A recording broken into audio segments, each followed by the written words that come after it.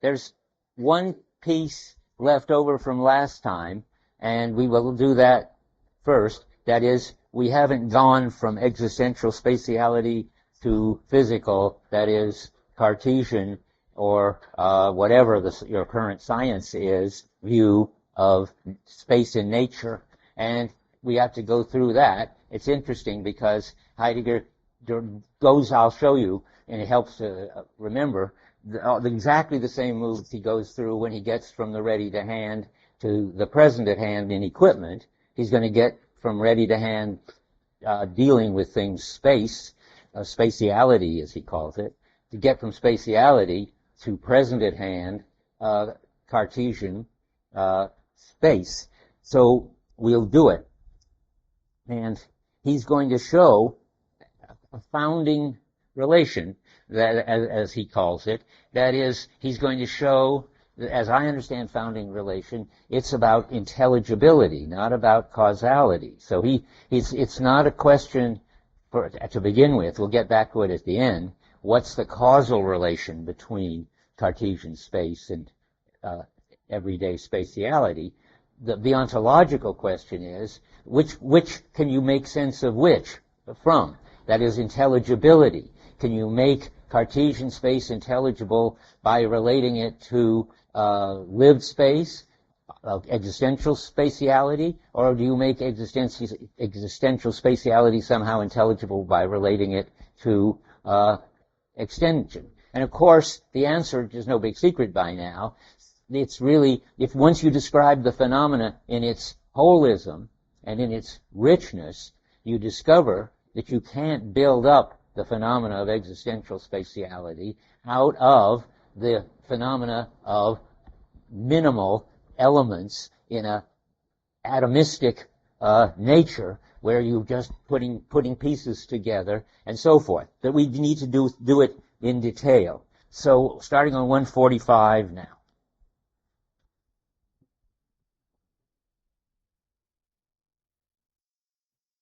So we're coming to the end of the spatiality chapter. At the top of 145, we get section 24, space and Dasein spatiality. That's just what I've been talking about. And now he tells us about 6 or 7 lines down in that section that starts at the top of 145, that is in the middle of 110 in the German. He says, we have now shown that circumspective being in the world is spatial, and only because Dasein is spatial, in the way of de-distancing and directionality, sorry, I haven't put the accent in there, and only because Dasein is spatial, in the way of de-distancing and directionality, can what is ready to hand within the world be encountered in its spatiality.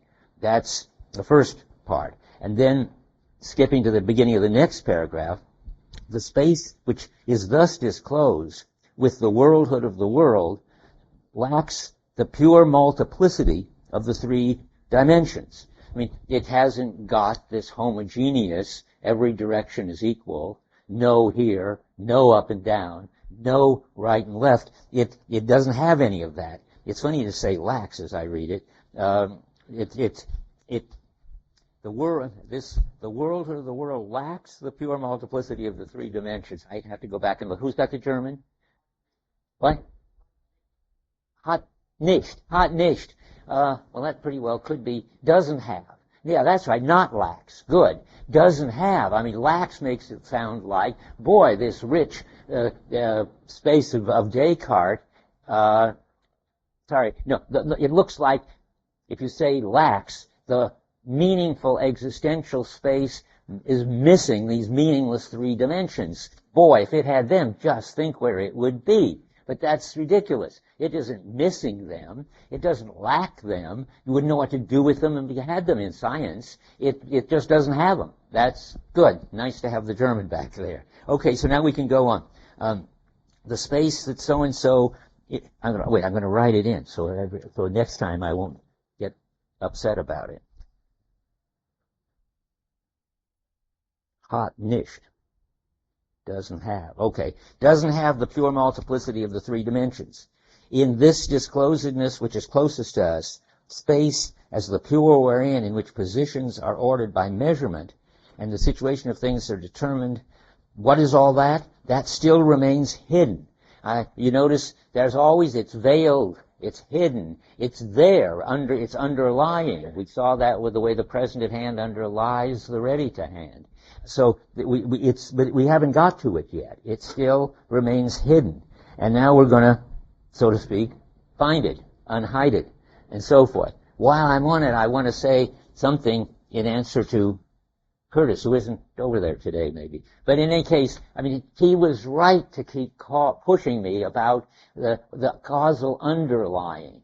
It isn't that, just don't even think about Heidegger, just think about reality. It isn't as if we have a story about an account in science of how the space of science, whether let's call it just Newtonian space. I'm just talking about trying to answer you. Your timing is perfect. Okay, it isn't as if we understand that the space that underlies the existential space, where I mean by underlies, and this is what I should have said, simply you couldn't get along without it. If there wasn't Cartesian space, there wouldn't be the kind of basic distance of things from things, which underlies the much more complicated notion of what's really close and what isn't on the basis of interest and coping and so forth. But there is closeness and betweenness and certain basic structural things, and they underlie the existential space. We couldn't have it without it. And back to the hammer. When I don't mean to say that the shank of the hammer made of wood and the blob of the hammer made of steel are somehow causally related to the hammers being able to be a hammer.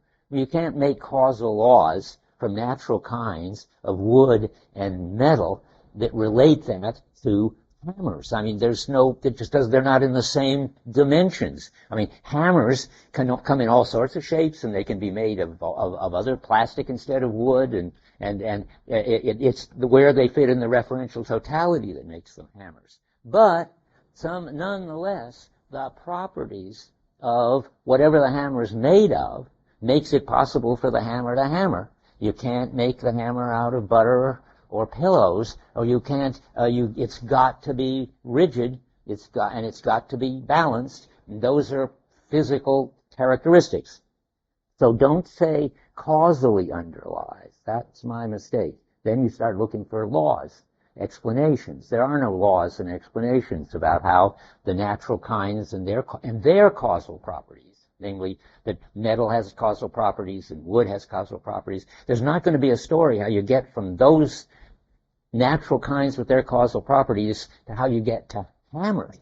You will have some kind of general theory about why the metal is hard, and so forth, but there's no laws relating them. Okay, so the same thing's going to be true about the space thing. That's why I went back to it. Whatever you're going to say about the space, whether it's Cartesian or Newtonian or Einsteinian, now it's curved and it's got time in it, whatever you're going to say about that underlies the fact that anything can be a distance from anything else, where distance is, remember, this physical story. And if it weren't for things being distant from other things, you couldn't have them being near or far. You couldn't bring them into the near-far business. You couldn't be trying to get a nearer, better grip on them. All of that presupposes that there is this physical underlying structure. This is very important to me, and I'll say one more thing about it, which is I really shouldn't, but I can't resist. The big disagreement between me and Bill Blattner, which isn't going to come out in this course, but I'm going to say it anyway, is it only comes out in Division 2, and it comes out when Blattner claims that Heidegger is trying to get all the properties of lived time, namely that it's a world time, it's shared time, there's a right time for doing things, it's got lots of existential properties, and he says Heidegger fails to get one of the essential properties of time out of our make sense of it in terms of our existential temporality, namely succession. Succession is for time what distance is for space. I think for Heidegger, succession is in the universe. It's got to be there. And then then that underlies the fact that we can have earlier and later, we can have a now, and all the stuff that isn't in succession is built on succession. And so this fascinating thing, Blattner in 2 pages says, well, Heidegger can't explain succession. He fails to do what he's trying to do, namely explain every aspect of temporality, give an account of every aspect of temporality on the basis of lived time. Therefore, Heidegger's idealism fails. That's why Heidegger didn't finish being in time. That's why Heidegger gave up on the whole project, and all on the assumption that Heidegger has to explain succession without physical time. And I'm going to say the same thing is here for space. Heidegger does not have to explain distance, physical distance, in terms of something else that lived, namely our interest or our coping capacities or anything else. Distance is really there. Now I'm back to this whole lecture, that whole little speech, that whole aria is about remains hidden. I mean, the space of distance remains hidden. It's there all along, back to what I'm saying, underlying the fact that we have lived space, and because we're in the world, there is this lived spatial world, and moreover, you can't explain the lived spatial world in terms of distance, but you can't explain nearness and remoteness without distance either. And you can't explain physical distance in terms of nearness and remoteness, I don't think. And I think, at least that's what I think Heidegger and I agree against Bill on this. I have to tell Bill to listen to this podcast, see if we get a response. Okay.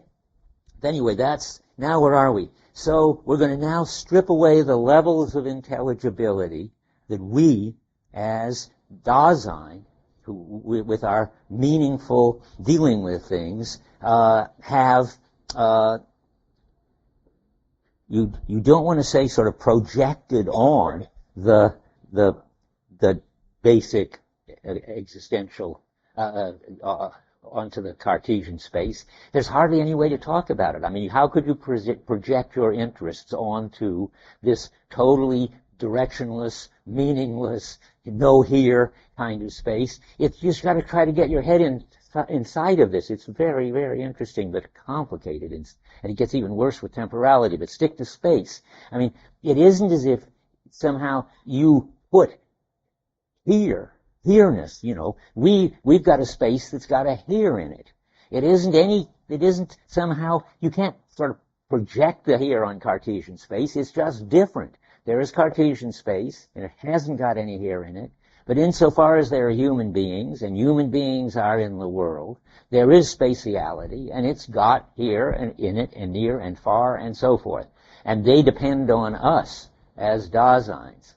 And there's nothing you can say about how that relates to physical space that isn't going to get you into trouble, except maybe underlies something very, very minimal. Okay, I'm falling back into this issue which obsesses me. Okay, so we're going to strip away intelligibility. We're going to strip away lived spatiality bit by bit and get to pure, meaningless, minimal Cartesian space. So this starts on 137.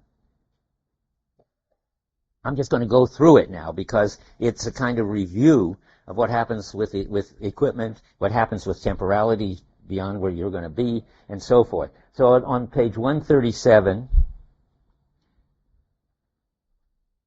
we start out just below 104, about 5 lines. Dasein, in its very being, has this being as an issue, and its concern discovers beforehand those regions in which some involvement is decisive. It's so interesting and weird. I mean, discovers it. Well, discovers it, but it wasn't there before Dasein came around and discovered it. It's not what's hidden. It's so tricky. I mean, the regions aren't hidden. They're in Cartesian space. There are only regions, like workshops and sunny sides of the house, when Dasein's around. Anyway, so here we are. Dasein the discovery of regions beforehand, that is, it's always already the space of regions, is co-determined by the totality of involvements for which the ready-to-hand, as something encountered, is freed. Now we won't sink back into freed from last time, although that was all illuminating. And I will come back to it later when we read a certain word which is going to cause lots of new confusions. But anyway, let's go on right now here. The readiness to hand which belongs to any such region beforehand has the character of inconspicuous familiarity. I just want you to realize that you start always at the ground floor of familiarity. That's got in it our understanding of being, as he says at the end of the worldhood chapter. That's like the familiarity of the room. The fact that we are just always in a world in which everything is already near and far and right and left and up and down and front and back and all that, we don't even notice it. We take it for granted. That's the inconspicuousness of the familiarity. And it's got to be. That's why we're not going to be paying attention to that. We've got business to pay attention to on the basis of the way the space is always already, beforehand, it talk like here, familiar to us. That, of course, we weren't born that way, but by the time we get to be grown up or adolescent Dasein, it's always already familiar to us. So we start there, and that's also tied up with the ready to hand, which has its own inconspicuous familiarity. You remember it withdraws the more the hammer working well, and the more skill you have with the hammer, and the more familiarity you have with that kind of hammer and that kind of wood, the more the whole thing can be done without paying any attention at all. But then something can go wrong, or even, I imagine, go well, in which it's so much better than you ever had it before that you notice that it is. Of course, if you do, you spoil it, and you won't be in flow anymore. But anyway, something happens to call your attention to the unready to hand, and that's on 138 as he starts talking about that. And once you look for these things, they're sort of scattered around, but you can put them together in a coherent story. And start at the very bottom of 137, and in the German on 104, about a third of the way down, the regions itself become visible in a conspicuous manner. Remember, conspicuous is the name for what happens when something goes wrong or isn't normal, and what you're doing, you have to pay attention to what you're doing. The region itself becomes visible in a conspicuous manner only when one discovers the ready-to-hand circumspectively and does so in the deficient mode of concern. Remember, deficient mode means you're not just swinging along in flow, but there's problems. Often the region of a place does not become accessible explicitly as such a region until one fails to find something in its place. That's nice. He talked about the problem of failing to find the hammer and how that makes the hammer in the workshop show up. And now he's saying, and if you don't find the hammer, it also makes the place where the hammer ought to be show up as the place where the hammer ought to be. The space which is discovered in circumspective being in the world as the spatiality of the totality of equipment always belongs to entities themselves as the place of that totality. The bare space itself is still veiled over. And when you look for it, that refrain is constantly there, telling you, well, there's Cartesian space there all along, but we haven't got to it yet, and so we'll go further. On 146, he takes it up again. So at the bottom in German, doesn't seem to have any German page. Very near the bottom of 111. Okay, at the bottom paragraph for us on 146, the spatiality of what is proximally uncountered in circumspection can become a theme for circumspection itself, as well as a task for calculation and measurement, as in building and surveying. Now that's interesting. That's not necessarily a breakdown, but that is sort of calling attention to what is usually just familiar and taken for granted. You could start measuring your living room for the carpet you're going to get, where you're no longer in the walking on the carpet transparently, familiarly just dealing with it. You are paying attention to it, but you're still involved. Remember, that's the crucial thing. You're going to see the switch over in a minute. All the unready-to-hand stuff is always on the background of wanting to make it useful and easy to use and so forth. It's deficient in the sense that it's not working transparently and well as it should be, and then it becomes conspicuous. And one of the ways it can become conspicuous isn't a kind of breakdown. I want you to get over the idea, which Heidegger makes you into by bringing up the first examples of deficiency and the first transition to the unready to hand by breakdown. Remember, something gets in the way, you can't find the hammer, and so forth. But he does already mention, but as I point way back in the book, to the fact that not all unready to hand stuff has to be breaking down. There's inspecting, he says, and how's the assembly line doing and whatever. And here, again, so building and surveying isn't a kind of breakdown, but it's something we do that makes something that was before inconspicuous, conspicuous, and we can measure it. That's at the bottom of 146.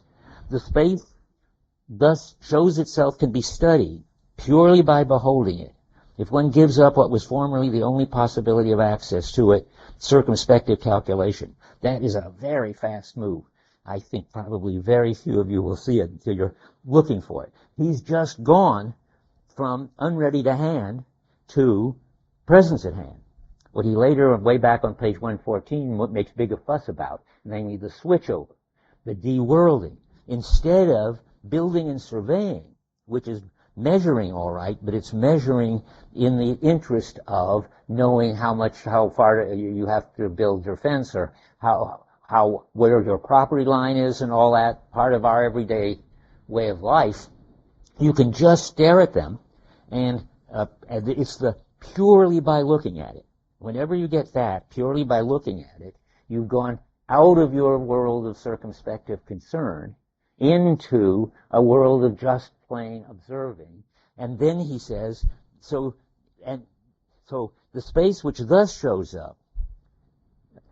Now I hope I haven't messed it up. I think sounds like I have it. I mustn't. Let's see. Such thematization of the spatiality of the environment is still predominantly, an act of circumspection by which space becomes into view in a certain way. Good. The space which thus shows up can be studied. Now, the next move can also be studied in a different way, purely by looking at it. Boom. We're done with building and surveying. And that's what gives us, if one gives up what was formerly the only possible access to it, namely circumspective calculation. So you give up circumspection, that's de-worlding. You're looking at space, intuitive, formally, as formal relations, and so forth. And I think, there's this access word, which is very important, too. So the only way to get at space when you're measuring and building is in the context of circumspection, background stuff, skills, taking for granted. But once you get into this pure looking, that gives you access to pure space. That's science. That's pure discovery. Okay, so let's go on. Now that we got that, we did the switch over. On 146, now I say go to 138. He's going to summarize it. I go back and forth because he goes back and forth. So 138. Okay, yes, he's summarizing before he begins to actually do it, what he's going to be doing. And that's at the last chunk, 10 lines before section 23.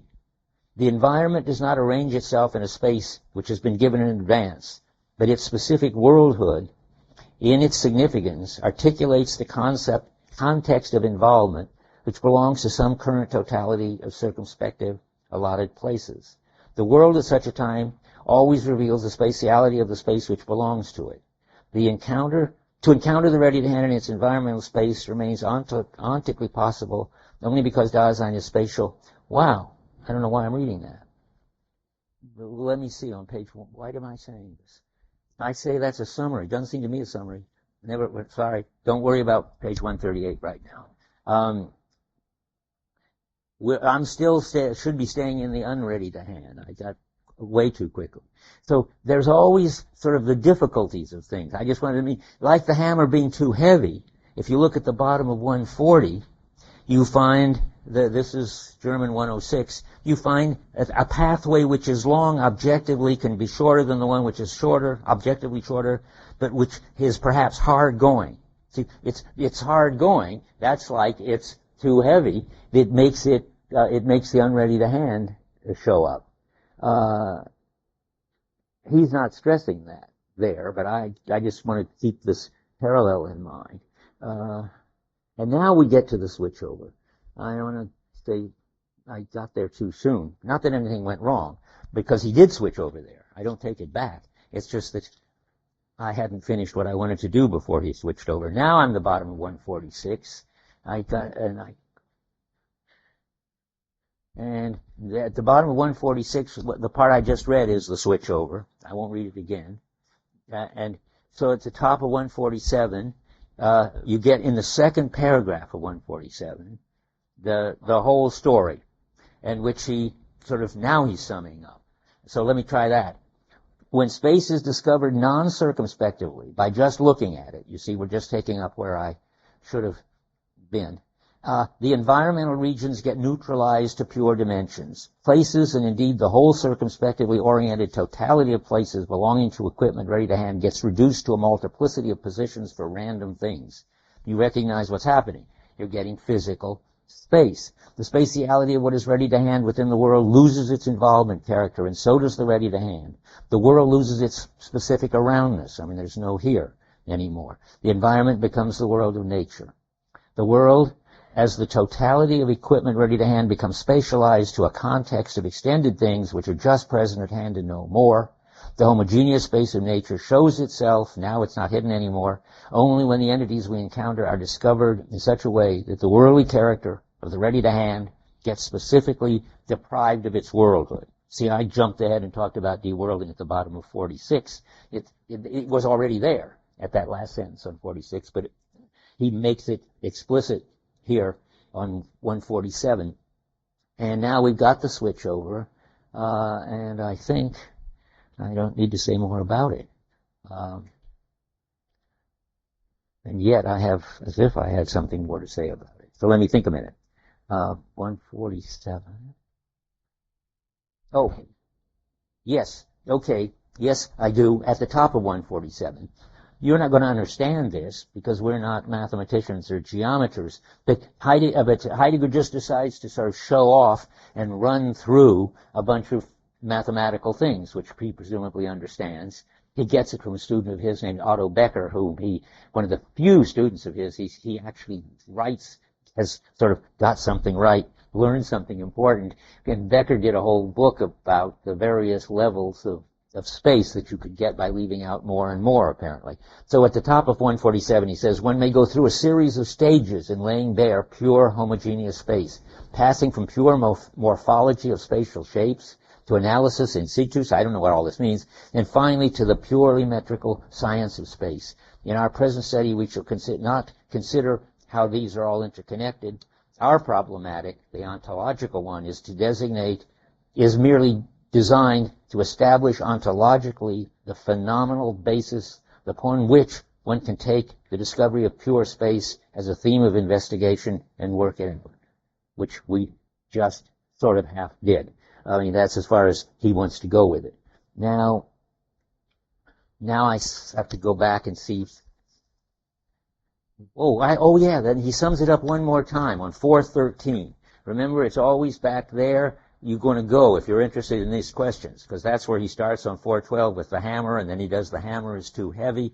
And I thought it would be nice to go the rest of the way with him. And that means on 413, the middle paragraph in German, 361. I'm going to read some of it.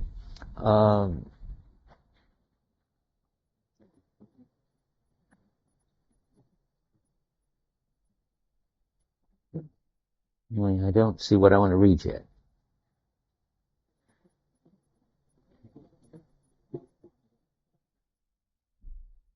Okay, I think it's here with the hammer, yes. Starting in the second sentence of that middle paragraph, he brings it together with the hammer. In the physical assertion the hammer is heavy, we overlook not only the tool character of the entity we encounter, but something that belongs to any ready-to-hand equipment, its place. So now he's going to do it for space. Its place becomes a matter of indifference. This does not mean that what is present at hand loses its location altogether, but its place becomes a spatio-temporal position.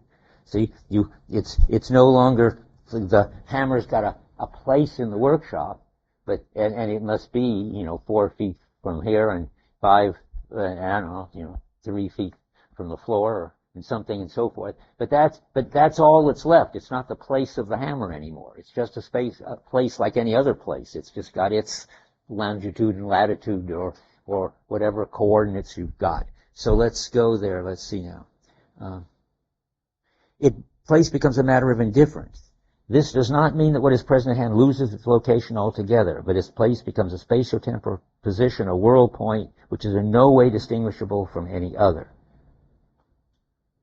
Now comes something we're going to have to argue about or worry about for just a moment. This implies not only that the multiplicity of places of equipment ready to hand within the confines of the environment becomes modified to pure multiplicity of positions, but that the entities of the environment are altogether released from such confinement. The aggregate of the present at hand becomes the theme.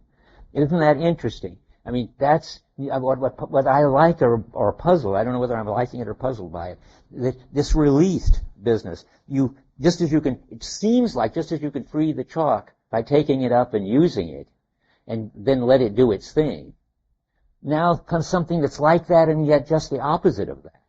You can release geometrical space by taking away from it everything that has to do with using it, de-worlding it, taking it out of circumspection, and then you release. I think it's a different word than, I'm sure it's a different German word than freed. What is it? Entranced, out of being bound up. So, but the important thing is, and release is a good translation. So, important thing is, there's two different stories, but they got the same idea that there's some phenomenon which is got to be covered up and kept in the background, and then, but you can bring it into the foreground and notice it and pay attention to it. With freeing the chalk, that means I take it, start picking it up and getting ready to use it, and now we discover you can do the opposite thing. You can just take away all Dasein relative characteristics, and just what's left? Well, just pure homogeneous space, and that's now released, meaning uncovered. I guess uncovered does a good job. Yeah. Are we de-worlding them, or are we just de-worlding things? We de-world them. Yes, we de-world them. Entities, we see the hammer by just sheer looking at it. We don't see it as something for hammering anymore, and we just see it as the way the Bushman in Gods Must Be Crazy would see it, just as a physical thing with physical properties. And that means that both we have de-worlded it in that we've now sort of looking at it without any respect to any use the Dasein could put it in, and we're not revealing its worldhood. We're revealing its way of being as present at hand. To reveal worldhood, you got to have something more dramatic. You got to really have a breakdown. I think this is illuminating. I mean, when the hammer is missing and you can't hammer anymore, then the worldhood of the world obtrudes itself. I think that's the phrase Heidegger uses. Because there you see the workshop and all the stuff is organized in terms of a referential totality, and it's all the way you, the carpenter, are trying to take a stand on your being, and all of that's not working, and so you notice it. That I take it and the other way, which you'll get to, that you can notice worldhood, is again when it's not working, and that's in anxiety, and we'll have a lot to say about that. And that's where that phrase comes from. Then the pure presence at hand obtrudes itself. That's the phrase. And we confront worldhood. So there has to be a really, I think this is right. I have never really thought about it this way. There's got to be a really dramatic, total breakdown before and familiarity's got to be wiped out, for instance, before worldhood can stop being inconspicuous and withdrawn and show up just because it isn't working for you anymore. It's like a piece of equipment which is, when worldhood when you no longer can use the stuff in the world to take a stand on your own being, then the whole referential totality looks like a piece of broken equipment. Namely, broken equipment for using stuff to take a stand on your being. And then you're in real trouble. And now when we get to anxiety. Yeah, Dave. Two comments. One, I don't know, I just wonder if there's a systematic thinking in Heidegger between space and place. The instinct to track us out. Whether he uses space and discern this sort of male underlying. Oh, definitely. Definitely. Positions, I think, is the word for what you get instead of space. And place. Place is definitely... But it's always, place is always the place for the hammer, the place in the workshop, and so forth. And position, I think, would be the word. I don't know where he used it for the de-worlded one. That's good, yeah. The other thing is, it seems like he's only interested in space and that underlying strength insofar as we're able to encounter it from some phenomenal basis, namely from a given familiarity that we already have. Right, yeah. The question of space in any other way than what are the conditions for the possibility of our being able to encounter it. Now, space, your spatiality. Yeah, in the sense of spatiality, we can encounter space as homogeneous and empty when we just stare at it in this theoretical attitude and de-world it.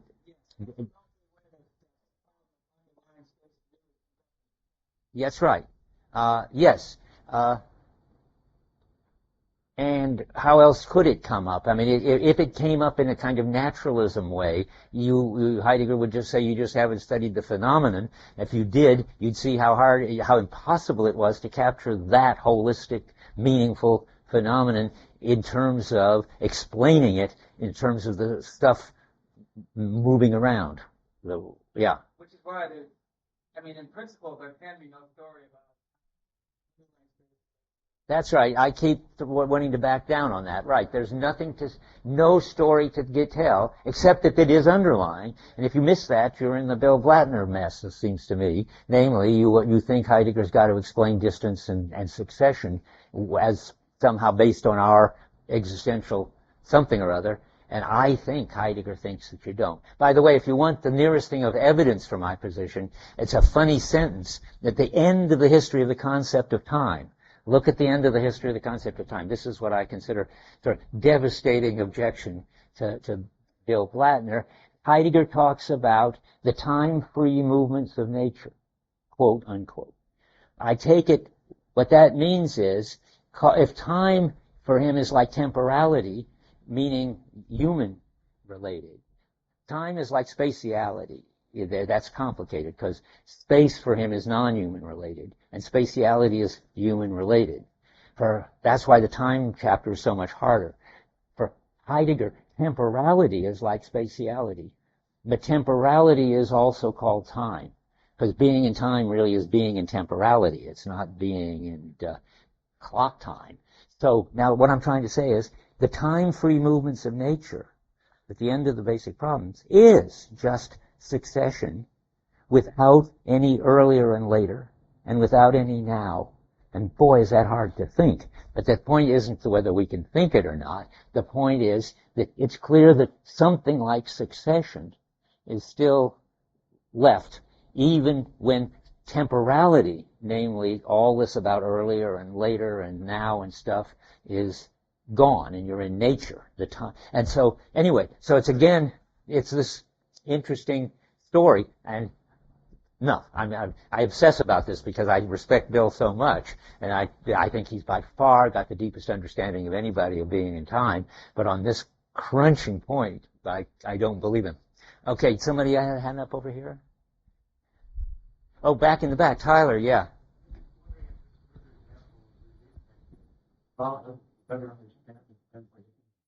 Well, that's what I suspected, and I sort of hinted that we would fall back into the free discussion if we didn't even looked at this, but let's hope so. How?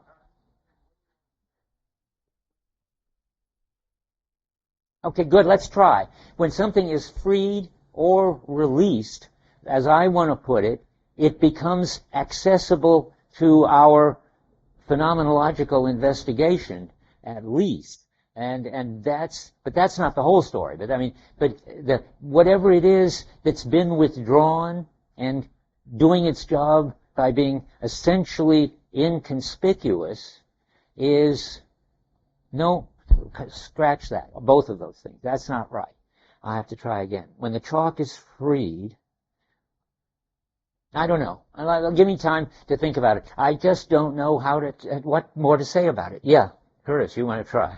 Yeah, regarding the freed, in first sense, they're freed for expected concern. That's right. This thing where you actually deworld it. Freed in the first sense is an existential philosophy concept. We're already being in the world, already freed for our expected concern. In this sense, it's an optic example where we're actually releasing something, deworlding. I would have said just the other way around.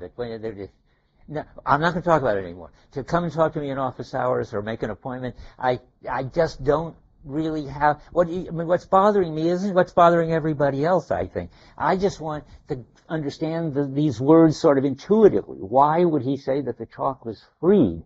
And I think it's ontically freed. I think it's when we pick it up and write with it that it's freed. But freed? I'm not going to go back over it. And now released? So the three dimensions of Cartesian space are released. Where have they been before they were released? I just don't get it. I think Heidegger was pretty careful with the sort of nuances of his language. And I just find that wait, let's hear about the German. I'm going to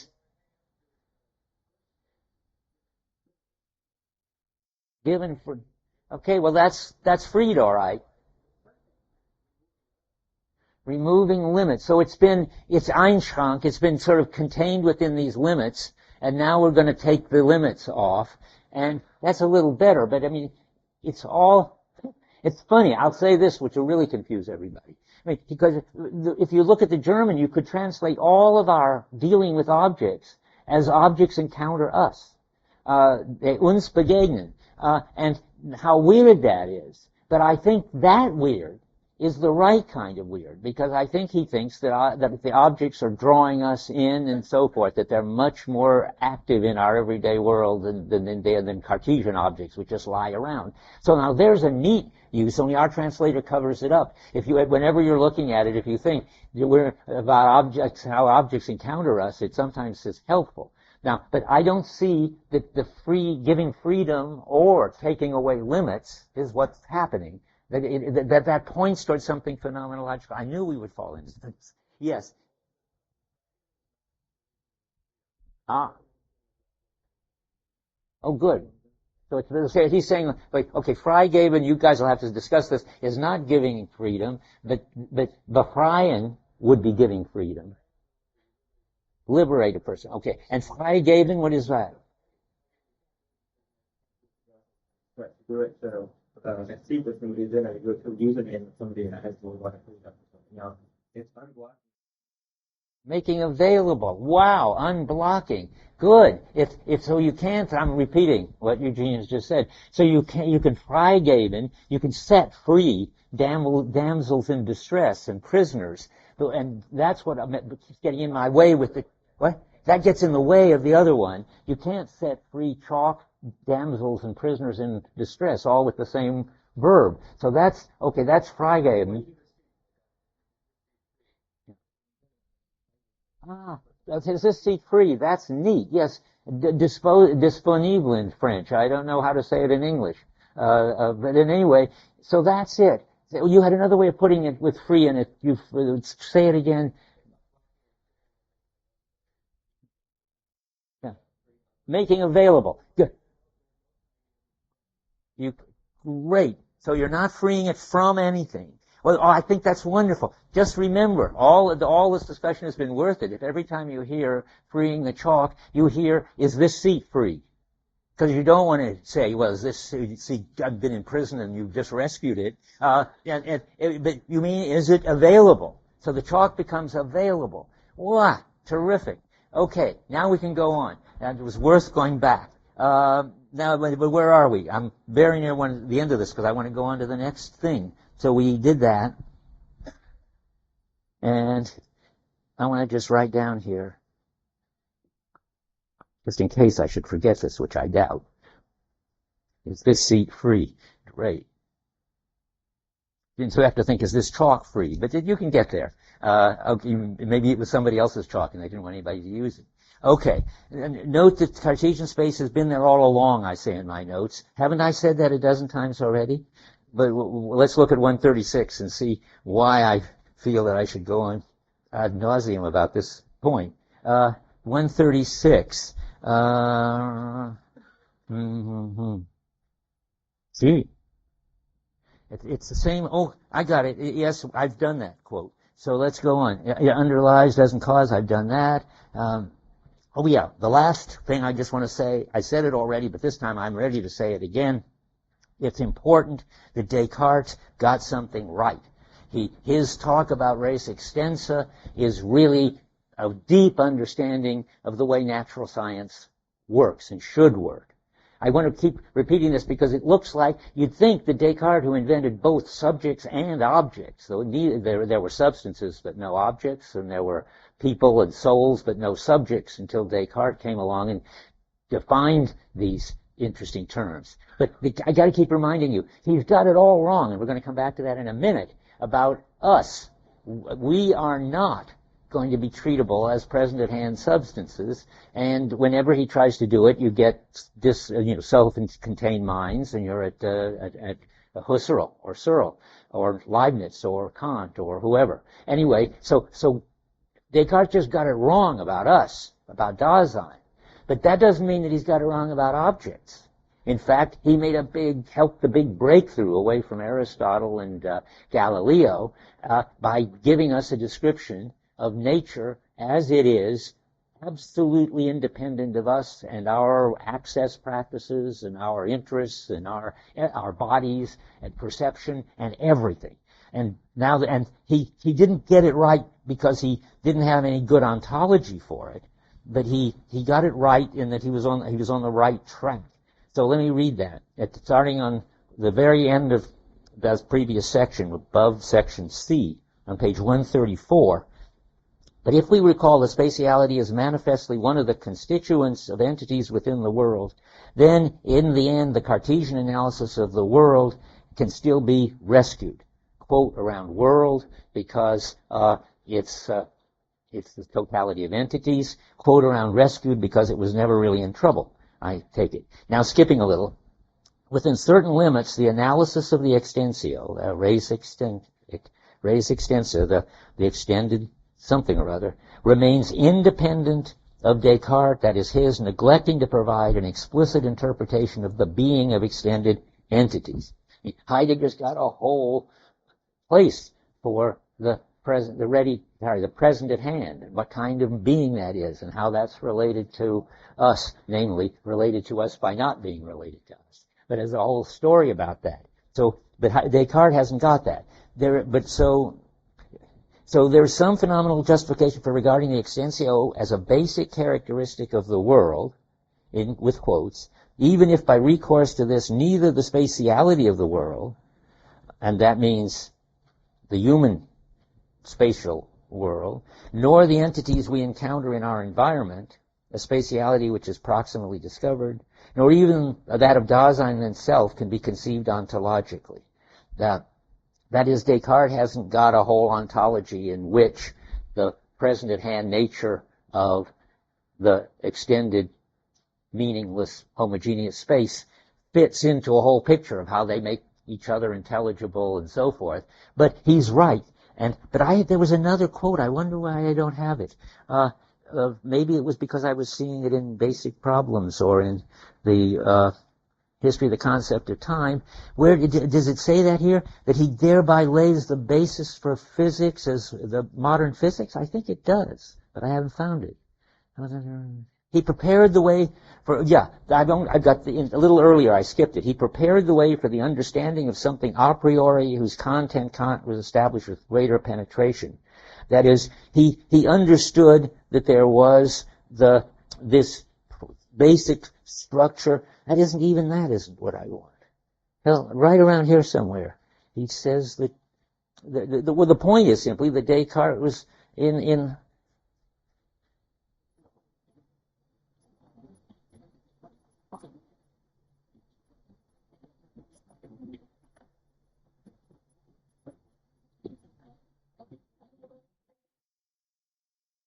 I guess it's in that there's just phenomenal justification for regarding extensio as a basic characteristic of the world, and so forth, period. I mean, in other words, it's Descartes got something right. There is an underlying something or other, and it is a homogeneous underlying something or other. And if he understood that there were other modes of being, he could say the mode of being of it was presence at hand, and that would be illuminating. But he's on the right track toward modern science. Remember, just to make this clear maybe, Aristotle thought that things had natural places, that places were part of nature. And Descartes and Galileo had to fight this big battle to get rid of the idea that there was an up and a down in nature and the heavy things had their natural place at the center of the earth and so forth. Descartes wiped places out of nature. And that's a big achievement. And you don't want to knock him for it. You want to congratulate him for it. That's what Heidegger thinks. Yeah. Well, maybe a little bit of double-edged sword. It seems like he puts the emphasis there on the ideology. Well, clear way. Well, let's not talk about that. I see that it's true that he's saying that. I can't understand why he's saying it. That's why I skipped it. Because it isn't as if Heidegger believes that never, I think, thinks that time is really an a priori form of our intuition. Heaven forbid. So we'll talk about it later. Puzzling. Okay, I'm ready to go into the whole next section. Ready? Everybody clear their heads. We finished space. It's really fascinating, but we got to go on.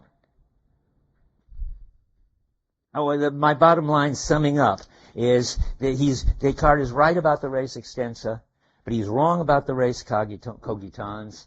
And the bottom line of this is you can't account for the richness of existential space by putting together anything you can find in physical space. The only way to make things intelligible is to see that physical space is arrived at by leaving out the richness of the original of spatiality, and that you can't get that richness back from the underlying physical space. That's the picture. Heidegger's being very sensible. Whenever Heidegger gets to science, it seems to me he's always being very sensible. But now here's a big transition to the next thing. So this is fine with me. I want to do other minds roughly today and do the chapter on the they Tuesday, so that you have time, and that's the end of the part that the paper topics are on, so that you have time to digest all that. So here's a sort of orienting comment I want to make. There seem to be 4 separate attacks on the ego, or the cogito, or the self-sufficient mind, or whatever, the subject, all those bad Cartesian things. There's an attack on the mind or the ego as a container of intentional contents. Whenever you hear this phrase, which all my colleagues use with such facility, the intentional content of this or that, you got to realize that the notion of content, in Husserl anyway, really means that it's inside the mind, that it's be there whether there was any world or not. So Heidegger is going to get us out of this notion of intentional content, and he's going to get us out of the notion that all meaning somehow has to be accounted for in terms of the intentional content, which Searle thinks, calls it intrinsic meaning that the mind has and puts on everything, and Husserl certainly had that view too. So he's going to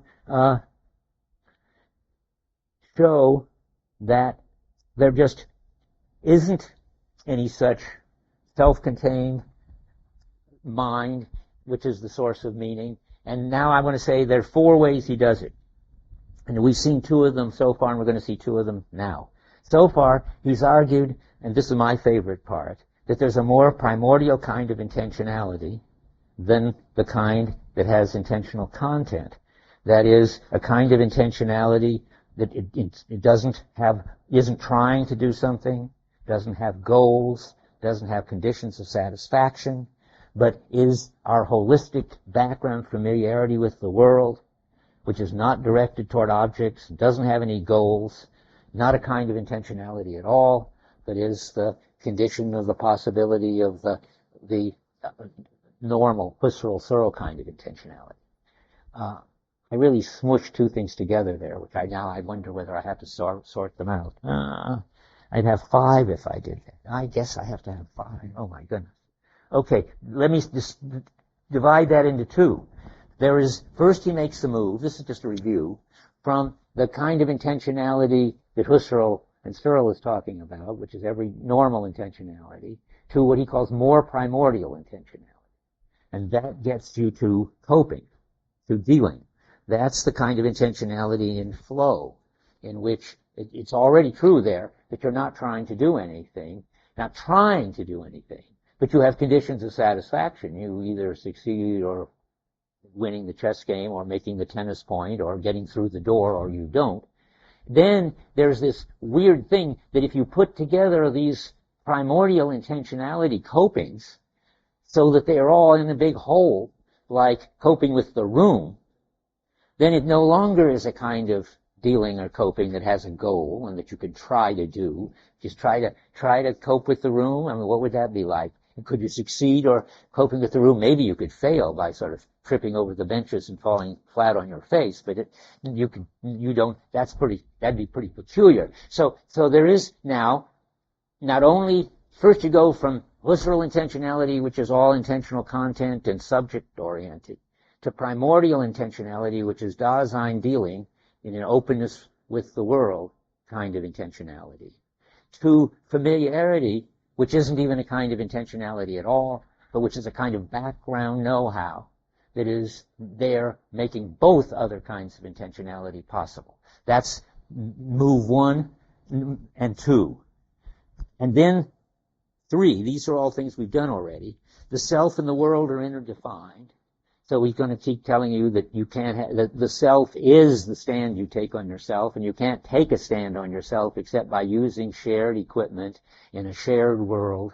And so then, again, not only have you gotten rid of the subject, which is the first and second one, you get rid of the self, which is a broader notion.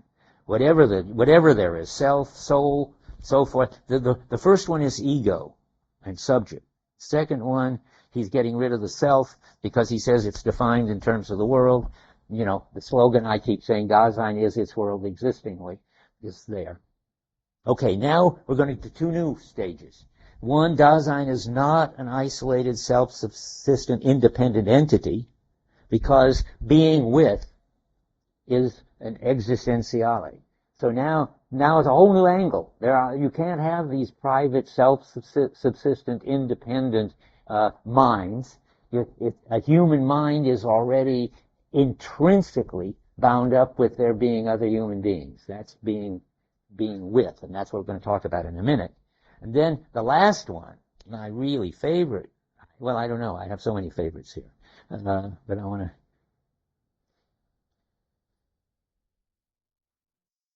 The final coup de grace, where he's going to destroy the whole thing that the tradition has, is that it's the mind and the ego and the subject are not the source of meaning and intelligibility.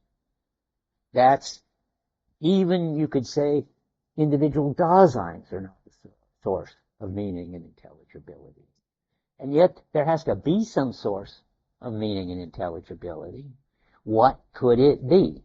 Well, I'm not going to tell you. You try to figure it out, because we're not going to get there till next time on that one. But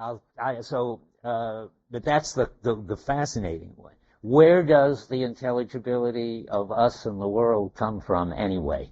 And Heidegger's got really interesting idea about that. But now, back to the old problems, which I think are less interesting, and I think he does too, because they don't get a whole big discussion like the last one. But he wants to deal with the problem of other minds.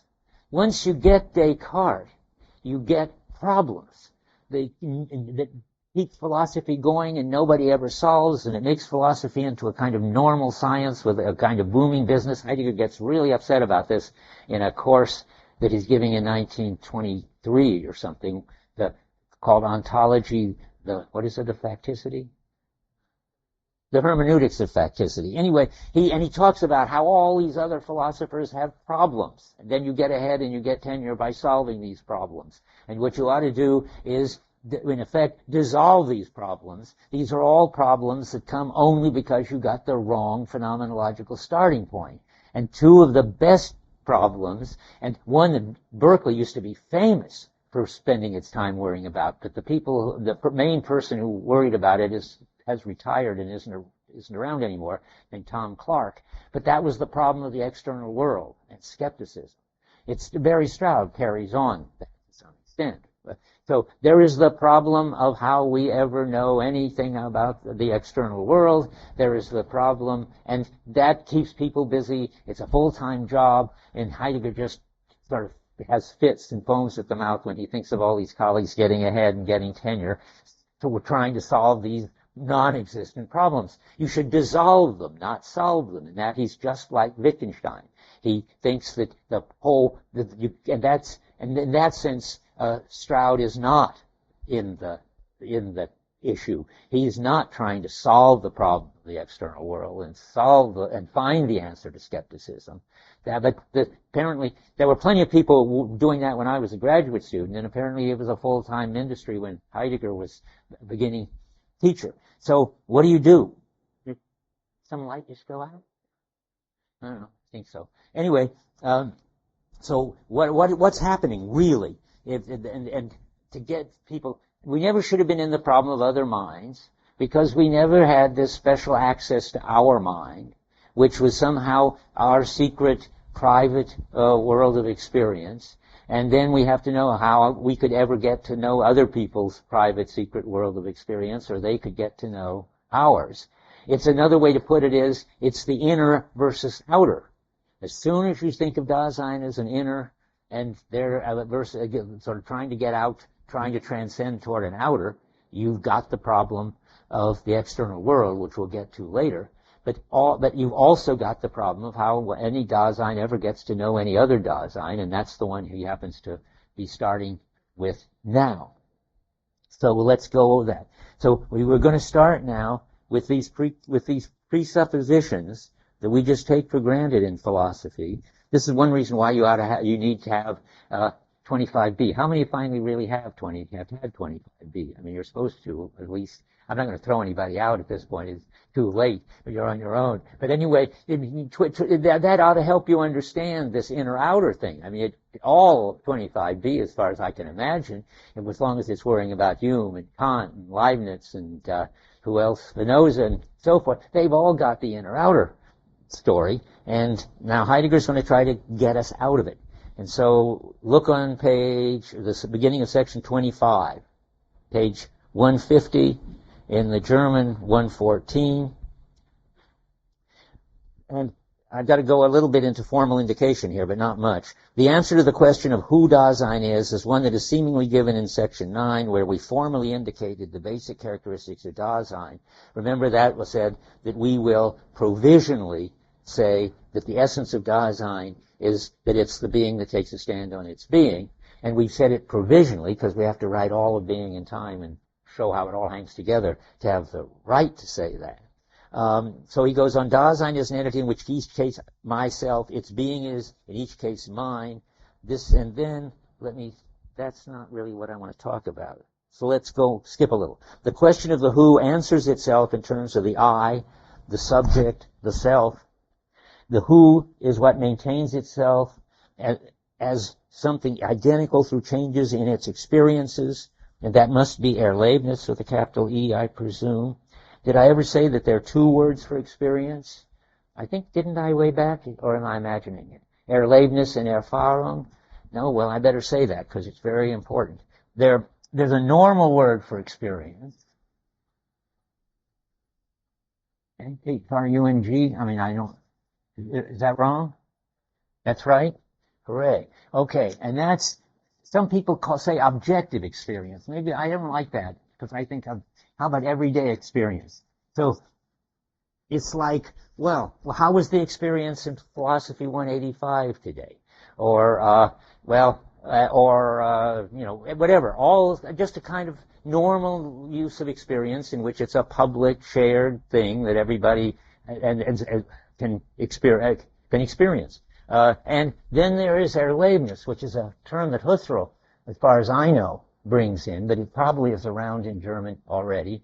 And that's something like private experience. I mean, there isn't any such thing, so it's hard to explain it that to you. But if you had 25b, you've had lots of people who believed it. Erlebnis means each person has their own private stream of experience, their stream of what Kant called inner sense, and what Joyce was trying to write about, what's going on privately in Bloom's mind all the time. What does that used to be called? The flow. There's a word for that. Inner stream of consciousness. Yeah, the people who write stream of consciousness stuff are writing about Erlebnis. And Heidegger is saying that if you believe the Cartesian picture, then there is this identical something that holds together the changes in these experiences. I'm pretty sure, I'd be shocked if it isn't that this one is written in lowercase e, and this one is written in capital E in the translation. So keep your eye open for that.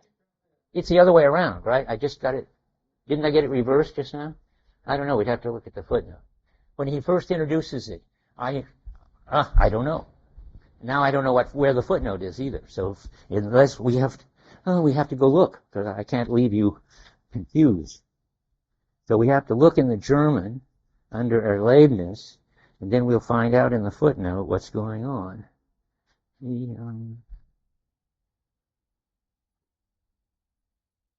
Erlebnis, footnote, and on page Heidegger 46. Okay, let's go to Heidegger 46. You can't find your way through the book without it.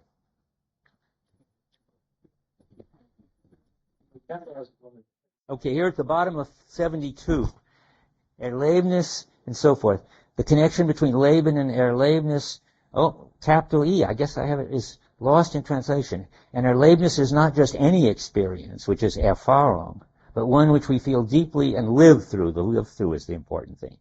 That you could say in German, das war ein Erlebnis. That means, wow, was that a moving, private experience. We shall translate Erlebnis and Erleben by capital E, and reserving small e for experience for Erfahrung. Did I do it right? So yeah, he's going to use a small e for this and a capital E for that. Okay. Now I can go back to where I was. So there's this whole wrong view at top on 150 again, that there is this private ego or self or subject, and it has in it this stream of experience, and it holds them all together. The unity of the stream of experience, people from 25b again know that people like Kant and Hume were all worried about how it is that the subject unifies its stream of experience. All of this is just a big misunderstanding of the phenomena, Heidegger says. But I'm going on with this, what he says, the who maintains itself as identical through changes in experiences. It's a substance, it's self-contained, and it's identical through all of the changes, and through ways of behavior which relates itself to this changing multiplicity in so doing. That's the subject. Ontologically, we understand it as something which is in each case already constantly present at hand, both in and for a closed realm. You see, that's the inner, which lies at the basis. In a very special sense, it is the subjectum. That literally means that which underlies. That you don't get it confused with all this talk about underlies earlier. Here, the subject underlies its properties. So the special subject is like a substance which underlies all the mental states that it has and holds together. And that's it. Okay, now. So you have to go back to the phenomena now and try to fight your way out of this. That's what he's talking about at the top of 151. If in arriving at ontico-ontological assertions, one is to exhibit the phenomena in terms of the kind of being which the entities themselves possess, and if this way of exhibiting is to retain its priority over even the most usual and obvious answers, and over whatever ways of formulating problems have been derived from those answers, then the phenomenological interpretation of Dasein must be defended against the perversion of our problematic when we come to the questions we're about to formulate.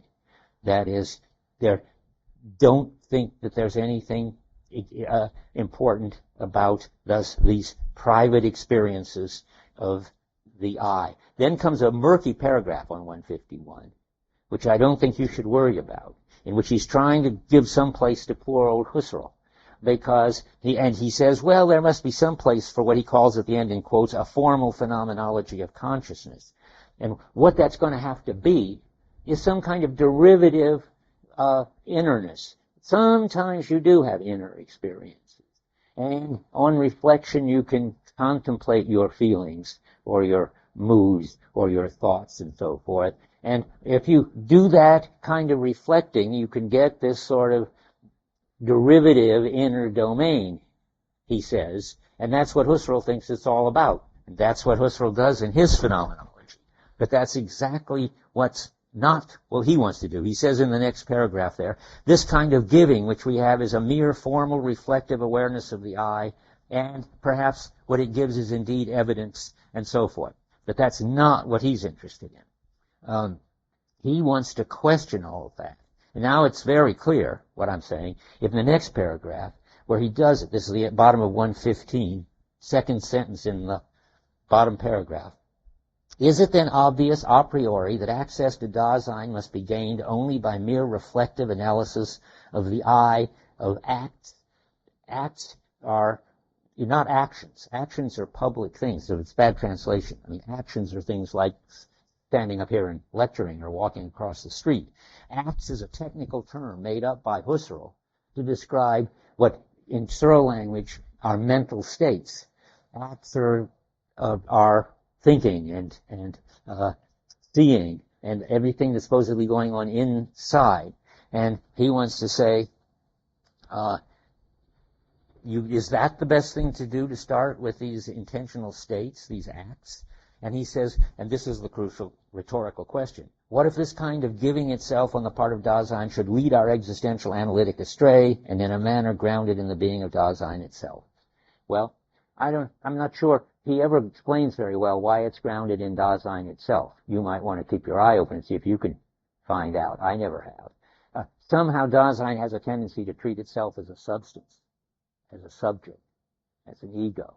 I doubt it, because there was a long period of time in the history of the world, in the history of the West for sure, where Dasein did not treat itself as an ego, a subject with inner experiences at all. I will tell you this story because it helps you realize how hard it was to con us into thinking that we've got this inner stream of consciousness and that we find on reflection, and it was there all along, and that's really what we are, and so forth.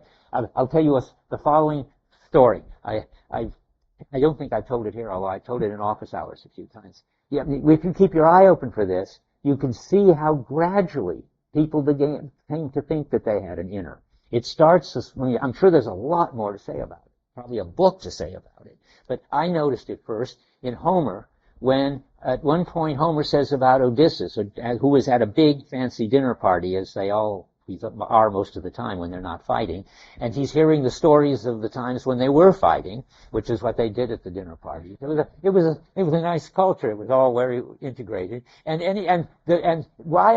Homer says Odysseus was sitting there and he was crying inwardly, but he had this special trick that he could cry inwardly and his eyes remained dry as bone.